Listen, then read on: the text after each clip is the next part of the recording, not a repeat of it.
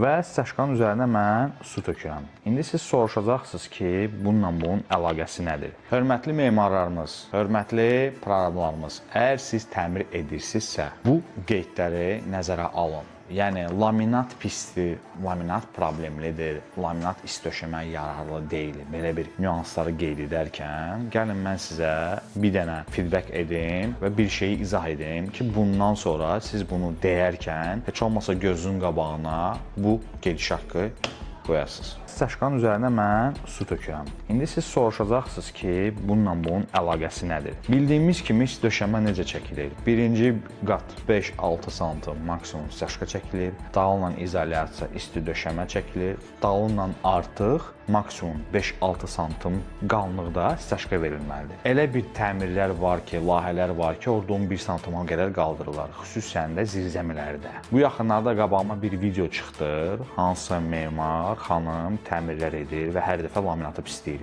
Artıq ikinci dəfədir. Biz ona kommentariyalar yazırıq və bizim kommentariyaları pozurlar. Biz orada sadəcə olaraq punkt olaraq bütün məlumatlar veririk və orada kobud şəklində təmirdə bir səhvlər olunub, hansın ki, o qeyd eləmir və pisləyir hansı məhsulu. Baxın, hörmətli memarımız, xanım memarımız, isti döşəmə Avropa, Amerika hamı vurur, bir problem yaşamır. Necə olur ki, siz də problem yaşayırsınız? Nəyə görə yaşayırsınız? Onu sizə və sizin simanda digər bir memarlara, proqramlara izah eləyək ki, bir də bu səhvlər olunmasın. Əziz müştərilərimiz, baxın. Deməli, finişli sloy ruslardır və yaxud da ki, finiş qatımızı biz vurarkən, isti döşəmənin üstünü staşka ilə bağlayarkən 5-6 sm olanda, staşkanın özü belə tərkibində nəm olur. Və əziz müştərilərimiz, əziz memarlarımız, bu nəm olarkən üstü başlayır qurumağa və bu nəm başlayır fikir verirsə burada çöküntü olaraq aşağı verməyə.